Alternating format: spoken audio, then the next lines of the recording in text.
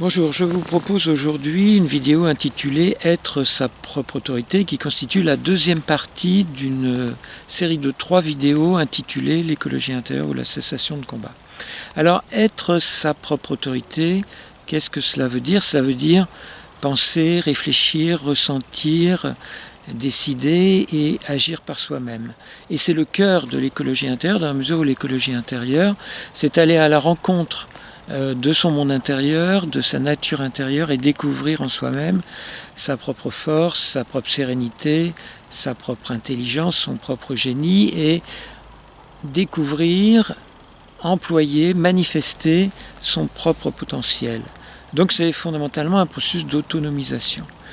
Et c'est donc tout le contraire de ce qu'on a appris depuis toujours, puisque l'histoire de l'humanité, c'est l'histoire des religions, et dans les religions, il n'est absolument pas question d'être sa propre autorité, il est question d'être un parfait croyant, un parfait dévot, qui récite les dogmes, qui va répéter ce qu'on lui dit. Et c'est vrai que la religion est extrêmement sécurisante.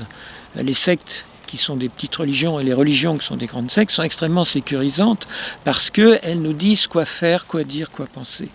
Et donc c'est pratique, sauf que c'est absolument pas intéressant et on ne va pas du tout à la découverte de soi. Donc je voudrais vous proposer justement ce chemin à la rencontre de soi-même qui permet de devenir sa propre autorité. Et en fait, ce qui se passe, c'est que depuis un demi-siècle à peu près, une grande part de l'humanité, en tout cas de l'humanité occidentale, mais pas seulement, va à la rencontre de sa propre autorité et s'affranchit du carcan des religions. Et une partie de cette humanité essaye justement, parfois maladroitement, avec plus ou moins de succès, d'inventer une nouvelle spiritualité qui ne soit pas celle des religions. Mais ce à quoi on assiste depuis une dizaine ou une quinzaine d'années, c'est à la recréation d'une nouvelle religion au sein même de ce peuple qui essaye de créer une spiritualité libre. C'est-à-dire une spiritualité sans règles, sans dogmes, sans pape et sans tous ces interdits, sans tous ces carcans rigides dans lesquels l'humanité a été si longtemps enfermée. Donc se recrée une nouvelle religion. Et ce que je voudrais vous proposer au cours de cette vidéo, c'est de passer en revue les dogmes de cette nouvelle religion qui constituent en gros 7 interdits. Donc j'ai listé 7 dogmes de cette nouvelle religion qui, comme toute religion, est carcérale, emprisonnante, aliénante et dont il me semble que nous aurions le plus grand intérêt à nous libérer parce que ces dogmes, ces interdits sont contre-productifs, ils vont à l'encontre du résultat recherché, c'est-à-dire que au lieu de permettre à l'être humain de développer toujours plus de sagesse, d'intelligence, de conscience, de liberté, d'accomplissement, elles ont le résultat exactement inverse, c'est-à-dire que plus on applique ces interdits, plus on suit ces règles et plus on est perdu en fait. Et ça crée un cercle vicieux parce que en suivant toujours de nouvelles règles, de nouveaux interdits, on est de plus en plus perdu. Et comme on est de plus en plus perdu, on se rattache à de nouvelles règles et on est de plus en plus perdu. Donc je voudrais vous proposer de remplacer ce cercle vicieux de l'obéissance et de la soumission à ces règles et à ces interdits par le cercle vertueux de l'autonomisation, de l'écoute de soi et du développement de sa propre autorité. Alors première règle aliénante, la non-vérité. Donc chacune de ces règles, c'est toujours non ceci, non cela, c'est toujours des interdits. Donc non-vérité, c'est l'idée selon laquelle il n'y a pas de vérité. Donc on entend beaucoup ça dans les milieux spirituels, développement personnel. Dès qu'on dit quelque chose, il y a toujours quelqu'un pour vous dire c'est ta vérité. Ou alors on dit quelque chose, il y a toujours quelqu'un qui rajoute pour toi, avec l'idée sous-entendue que c'est vrai pour toi, mais c'est pas vrai pour moi. Donc chacun sa vérité. C'est une idée absolument absurde. À partir du moment où une question est posée clairement, de manière précise, il y a une vérité. Sinon, il n'y aurait pas de connaissance, il n'y aurait pas de science. Une affirmation est juste ou pas. Et c'est très important cette question de la vérité, parce que si on commence à décréter qu'il n'y a pas de vérité, c'est le chaos le plus total. La question de vérité est fondamentale. D'ailleurs, autrefois dans les milieux spirituels, on appelait souvent la quête spirituelle une quête de vérité. Autour de Gurdjieff, qui est un grand maître spirituel du XXe siècle, s'était formé le groupe des chercheurs de vérité. Et si vous voyez le film Rencontre avec des hommes remarquables, il est question effectivement de quête de vérité, de chercheurs de vérité. Donc la vérité, la quête de vérité n'a pas toujours été discréditée dans les milieux spirituels, bien au contraire. Et il faut comprendre d'où vient cette idée selon laquelle il n'y a pas de vérité. C'est un moyen d'éviter les conflits. Dès qu'il y a un désaccord, on va dire c'est ta vérité, moi j'ai ma vérité, mais pour pas s'engueuler, pour pas se disputer, on va plus en parler.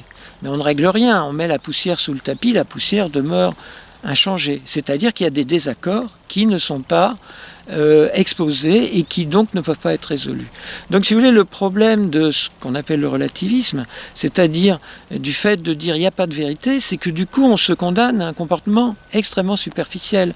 On n'aborde aucune question profonde, aucune question essentielle, au motif qu'il n'y aurait pas de vérité. Je donne juste un exemple pour montrer à quel point cette idée est absurde. La Terre est ronde, est sphérique, à peu près. Bon, elle n'est ni cubique, ni parallélépipédique, ni plate, elle est sphérique. C'est une vérité. Autre exemple, l'affaire Dreyfus. Dreyfus est innocent. À la question de savoir Dreyfus est-il coupable, Dreyfus est-il innocent, la réponse est fondamentale. Parce que dans un cas, il est dégradé, il fait de la prison, dans l'autre cas, il est libre et réhabilité. Donc la question de la vérité est fondamentale. Et s'il n'y a pas de quête de vérité, il n'y a pas de connaissance, y compris de connaissance spirituelle, et il n'y a pas non plus de connaissance scientifique. Il n'y a plus de science, il n'y a plus de connaissance. Et donc cette idée absurde selon laquelle il n'y a pas de vérité est une idée qui va dans le sens de la régression, de la barbarie et du chaos. Donc il y a une vérité et nous sommes sur Terre pour trouver la vérité. Bon, deuxième point, le non-dialogue. Le non-dialogue est quelque chose qu'on va retrouver très fréquemment dans les milieux spirituels. Par exemple, vous dites quelque chose et puis l'autre personne vous répond quelque chose, puis vous voudriez répondre et elle vous dit « Ah non, stop, je ne veux plus en discuter ». Voilà, tout d'un coup, la conversation s'arrête. Il n'y a plus de dialogue. Alors, c'est très lié à la question de la non-vérité. C'est « respecte-moi, je ne veux plus qu'on en parle ». Donc ça s'arrête là. C'est une attitude totalitaire. C'est de la censure. On interdit à l'autre de répondre. Si on veut réellement établir des relations profondes et réellement aller vers la vérité, pour le coup, il faut laisser l'autre s'exprimer. Il faut aller jusqu'au bout de l'élucidation des questions abordées. Donc il faut dialoguer. Et sans dialogue, avec le refus du dialogue, on entre dans une attitude totalitaire, dictatoriale, tyrannique, qui n'est pas acceptable et qui ne permet pas, encore une fois, des relations réellement amicales, réellement affectueuses et des relations vraies. Donc deuxième interdit totalement absurde, le non-dialogue est tout à fait totalitaire. Bon, j'en viens maintenant au troisième interdit, le non mental. Donc j'ai abordé de manière plus approfondie que je ne vais le faire ici la question du non mental dans ma vidéo « Le mental et l'ego, deux ennemis imaginaires » à laquelle je vous renvoie.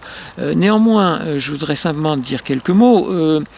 Le non mental, c'est une idée qui vient du bouddhisme essentiellement, de l'hindouisme également, et qui est une erreur de traduction du sanskrit manas, que les maîtres spirituels indiens ont traduit par mind, par l'anglais mind, et qu'on traduit par mental. En fait, le sanskrit manas signifie mode de pensée conditionné par quoi? Par les idéologies et les émotions. Donc on va retrouver ça dans la plupart de ces interdits, c'est-à-dire une confusion entre pensée et émotion. Ce qui est problématique, ce n'est pas la pensée en tant que telle, ce n'est pas l'intellect, mais c'est lorsque l'intellect est rigide et dogmatique, donc au service d'une idéologie, ou lorsqu'il est émotionnel, lorsqu'on est identifié à une émotion de colère, de peur, de tristesse, et à ce moment-là, effectivement, la pensée ne va pas être juste.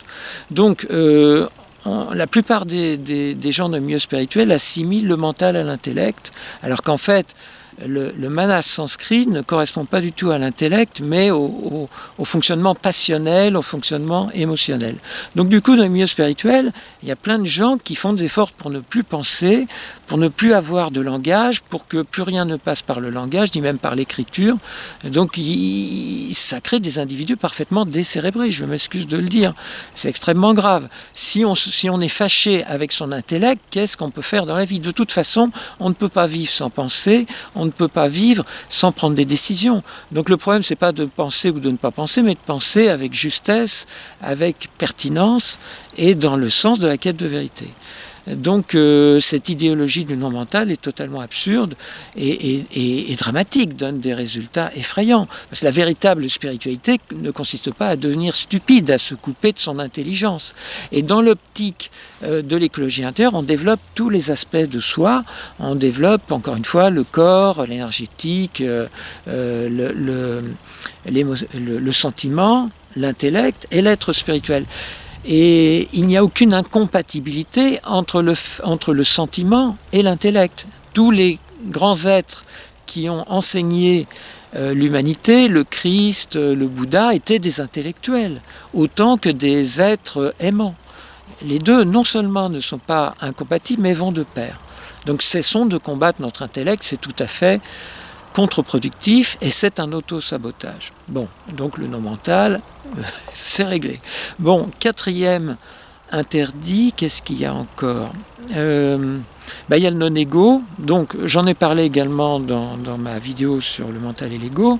Donc là aussi c'est un problème de traduction, ça vient de l'hindouisme et du bouddhisme, c'est une mauvaise traduction par le latin ego qui signifie moi, du sanskrit ahamkara qui est la conscience différenciée. Donc en fait, combattre son ego renforce l'ego parce que qui combat l'ego, c'est l'ego. Donc on est dans une espèce de cercle vicieux absurde. Et quand on comprend que l'ego, c'est-à-dire le fait de se mettre en avant, ou d'être prétentieux, frimeur, etc., c'est simplement l'enfant intérieur blessé, on comprend que combattre son ego renforce la blessure de l'enfant intérieur. Donc il faut faire absolument l'inverse et il s'agit au contraire de s'aimer, de se reconnaître, de valider ses qualités et donc de permettre de guérir son ego de sorte que l'ego prend les dimensions du moi divin et que l'ego disparaît, il se dissout parce qu'il a été complètement comblé, l'enfant intérieur a été complètement comblé et a pu vivre son processus de maturation. Et l'ego au sens sanskrit, c'est-à-dire ahamkar, c'est-à-dire la conscience différenciée, disparaît à partir du moment où on fait l'expérience de la conscience océanique, du sentiment océanique, comme disait Romain Rolland, c'est-à-dire de l'union avec le grand tout. Voilà. Et alors qu'est-ce qu'il y a encore? Qu'est-ce que j'ai encore? Ah, la pensée positive. Ah ben non, avant la pensée positive, il y a le fameux non-jugement, puisque la pensée positive est très liée au non-jugement. Alors le non-jugement est encore une fois une confusion entre pensée et émotion. Le problème n'est pas d'émettre une appréciation, ce qu'on appelle un jugement en philosophie, car émettre des appréciations, avoir une opinion est fondamental. Quelqu'un qui n'a d'opinion sur rien et qui ne se livre jamais à aucune appréciation est tout simplement quelqu'un qui n'existe pas, qui est atone, qui est un robot ou un mouton. Et par exemple, je donne l'exemple de la relation pédagogique. Si l'enseignant n'a pas le droit de dire à son élève « Ah non, là tu t'es trompé, il y a une faute, par exemple, je sais pas, une faute d'orthographe, une faute de calcul », eh bien il peut pas faire son boulot d'enseignant. Le problème est dans la façon de le faire. S'il le fait de manière répressive et en cassant son élève, évidemment il y a un problème. S'il le fait en revanche de manière respectueuse et égalitaire, c'est parfaitement légitime. Donc encore une fois, le problème n'est pas dans l'expression de l'opinion, mais dans la manière dont cette opinion ou cette appréciation est énoncée. Et donc le non-jugement, c'est une doctrine tout à fait fallacieuse et fondamentalement, encore une fois, une doctrine totalitaire, parce que je ne sais pas si vous avez remarqué, dès qu'on émet la moindre critique, dès qu'on n'est pas d'accord avec ceci ou cela, ou avec Dieu sait quelle autorité, on s'entend dire « Ah mais c'est un jugement ». Ou alors on s'entend dire « T'es dans le jugement ». Et à ce moment-là, ce qu'on peut dire n'est pas audible, n'est pas entendu et est discrédité. Je suis désolé. si on n'a pas le droit de critiquer, c'est qu'on est en régime totalitaire. La grande différence entre les régimes totalitaires et les régimes plus ou moins démocratiques, c'est qu'en régime démocratique, on a le droit de critiquer le gouvernement. En régime totalitaire, on ne peut pas critiquer le gouvernement. Donc, si vous voulez, les gens qui ont appliqué cette doctrine fallacieuse et extrêmement dangereuse du non-jugement font régner une dictature. D'abord par rapport à eux-mêmes, c'est-à-dire que dès qu'ils ont la moindre opinion critique, ils se culpabilisent en disant « j'ai été dans le jugement, c'est mal ». Et puis dès que quelqu'un autour d'eux émet la moindre critique, on lui dit « ah, tu juges, tu es dans le jugement », etc. Et d'ailleurs, dans ces milieux-là, on n'arrête pas de dire « je juge pas, mais ». Parce que c'est une position qui n'est pas tenable. On a besoin d'émettre des opinions. Sinon, encore une fois, on est mort. On n'a ni sensibilité ni intelligence. Donc cette doctrine du non-jugement, qui est faite encore une fois pour ne pas blesser autrui et pour éviter les conflits, prend le problème par le mauvais bout. Encore une fois, le problème n'est pas dans l'appréciation, dans la critique, qui n'est rien d'autre que l'exercice même de l'esprit, mais dans l'émotion. Donc par contre, si on dit les choses avec bienveillance, bonté, gentillesse et courtoisie, alors les jugements critiques peuvent parfaitement être entendus, si vous voulez. Moi, je pense que le terme de jugement devrait être réservé à la sphère juridictionnelle et ne pas être employé à tout bout de champ, comme on le fait dans le milieu spirituel. Ça crée énormément de confusion et ça empêche de dire la vérité, de dire ce qu'on pense vraiment. Alors, j'en viens justement à la fameuse pensée positive. Bon, pour moi, la pensée positive est une non-pensée, parce qu'une pensée, elle est ni positive ni négative, elle est juste ou elle est inexacte.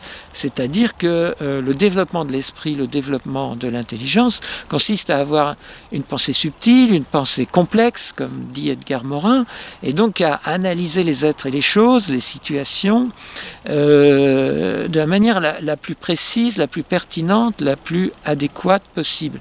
Mais si on commence, et c'est justement très religieux, si on commence à dire « ah, ça c'est positif, ça c'est négatif », on ne peut plus rien dire, si vous voulez.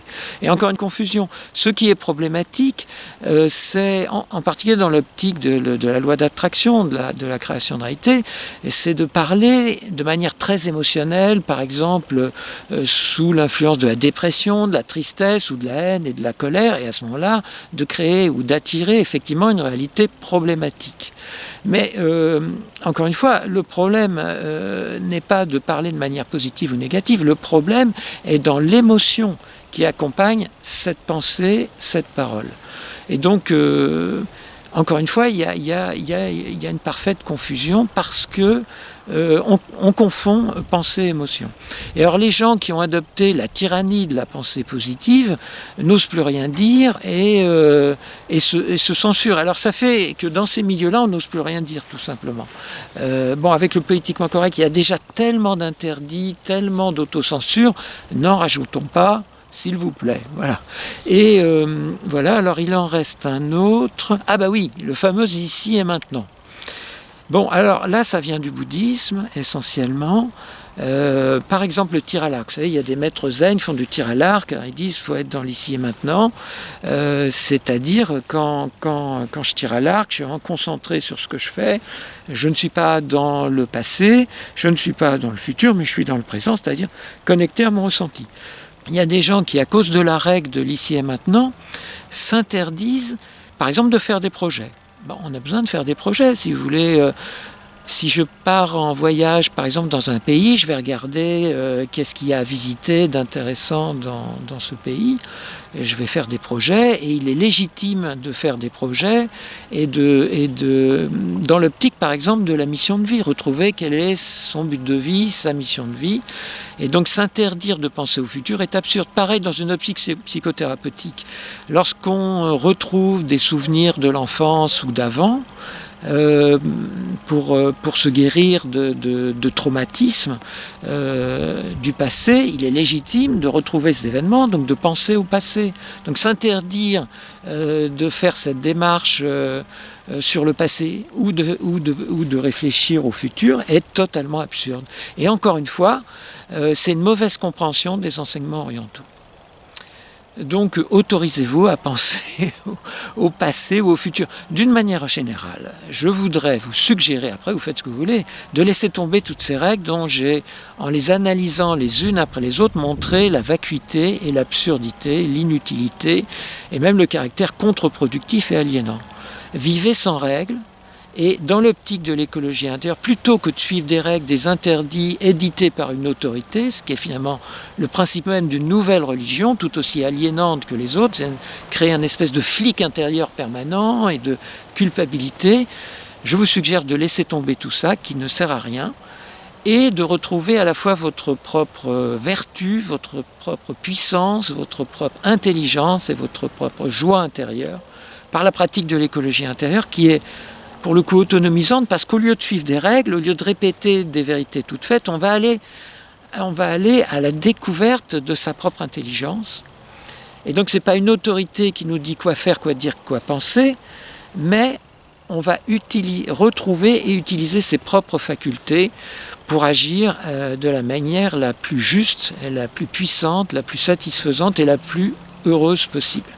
Voilà, donc je vous donne rendez-vous pour la troisième partie de ce triptyque de 3 vidéos. Donc là, on a vu ce que n'est pas l'écologie intérieure. Et dans la prochaine, qui va s'appeler Redevenir soi, on va voir ce qu'est l'écologie intérieure. Donc je vous dis à bientôt.